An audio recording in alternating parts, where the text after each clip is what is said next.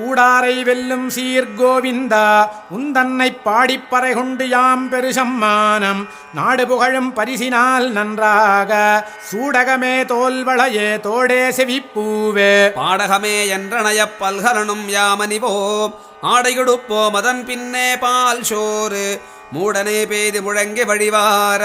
கூடியிருந்து குளிர்ந்தேலோரெம்பாவாய் கரவைகள் பின் சென்று கானம் சேர்ந்துண்போம் அறிவொன்றுமில்லாத ஆய்குலத்து